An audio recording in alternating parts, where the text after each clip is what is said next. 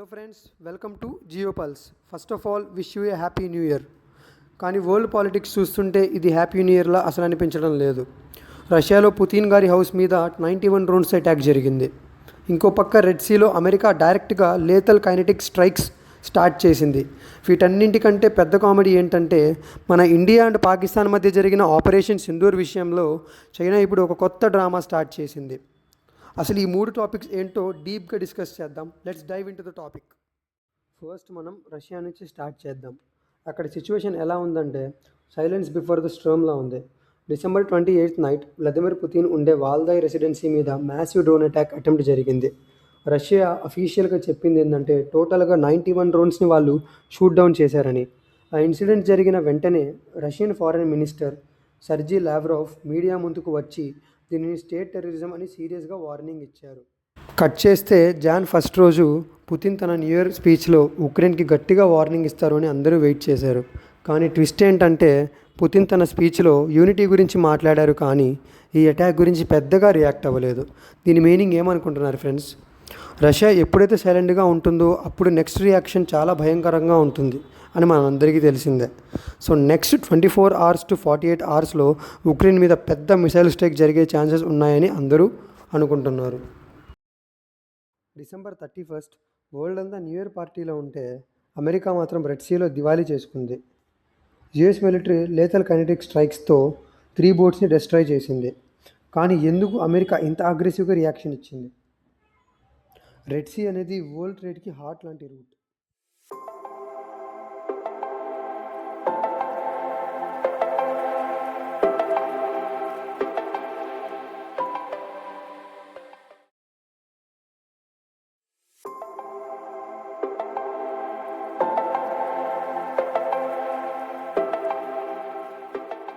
ఇండియాకి వచ్చే petrol, diesel, electronics అన్నీ ఈ రూట్ ద్వారానే రావాలి.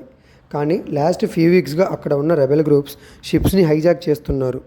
December 31st ఈ 3 బోట్స్ ఒక కార్గో షిప్ని హైజాక్ చేయడానికి ట్రై చేశాయి.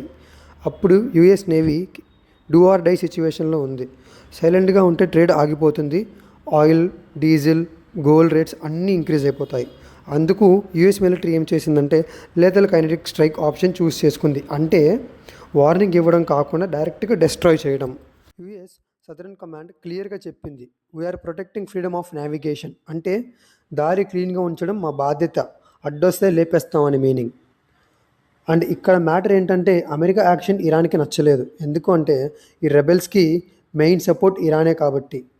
ఇరాన్ ఫారెన్ మినిస్ట్రీ గట్టిగా వార్నింగ్ ఇచ్చింది, America is playing with fire అని. దీని కాన్సిక్వెన్సెస్ చాలా హైగా ఉంటాయి.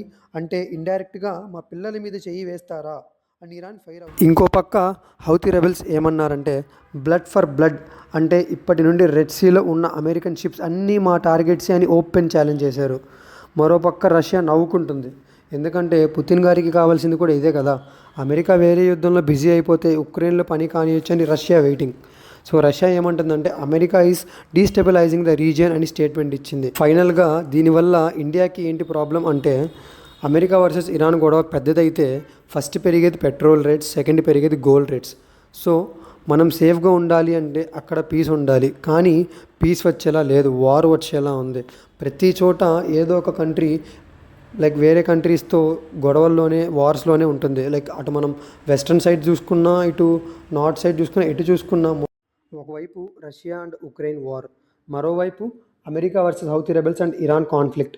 ఇవన్నీ ఒక ఎత్తు అయితే, ఇయర్ స్టార్ట్ అవ్వడమే చైనా ఒక పెద్ద కామెడీతో స్టార్ట్ చేసింది. ప్రపంచంలో ఎక్కడ క్రెడిట్ దొరికినా తీసుకెళ్దామని రెడీగా ఉండే చైనా ఇప్పుడు మన ఇండియా మ్యాటర్లో దూరింది.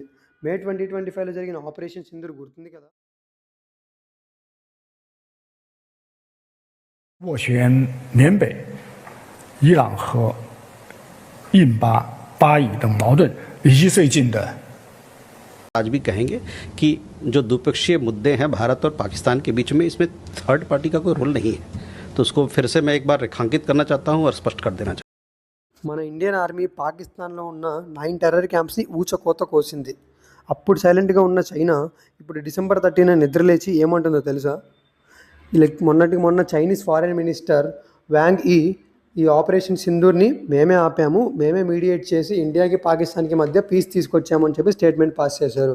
దీనికి స్ట్రాంగ్గా మన గవర్నమెంట్ ఒక మాటలో చెప్పాలంటే పాకిస్తాన్కి సపోర్ట్గా నిలిచింది, పాకిస్తాన్కి వెపన్స్ సప్లై చేసింది ఇదే చైనా. అలాంటి చైనా ఆపింది అంటే ఎవరైనా నమ్ముతారా? ఇది వింటే ట్రంప్ గారు కూడా షాక్ అవుతారేమో. మొన్నటిదాకా ఆయనే ఆపానని చెప్పారు కాబట్టి. బార్డర్లు కూడా క్రాస్ చేసి మ్యాప్స్ని మ్యానిపులేట్ చేసి అరుణాచల్ ప్రదేశ్ మాదే అని చైనా హెల్ప్ చేసిందంటే ఎంత ఫన్నీగా ఉంటుందో మీరే ఊహించుకోండి. అయినా దీనికి మనం బలంగానే సమాధానం ఇచ్చామనుకోండి, లైక్ మన ఇండియా బలంగా నో అని రిప్లై ఇచ్చేసింది. సో ఇది ఈరోజు టాపిక్. రేపు ఇంకొక టాపిక్తో కలుద్దాం. ఇది ఫ్రెండ్స్ ఈరోజు వీడియో. ఈ వీడియో కోసం మేము ఎంతో హార్డ్ వర్క్ అండ్ ఎఫర్ట్ పెట్టాము. మీకు ఈ వీడియో ఏమాత్రం నచ్చినా ఒక లైక్ వేయండి, కామెంట్ చేయండి, సబ్స్క్రైబ్ చేయండి అండ్ బెల్ ఐకాన్ క్లిక్ చేసి పెట్టుకోండి. Thank you. Jio pulse signing of.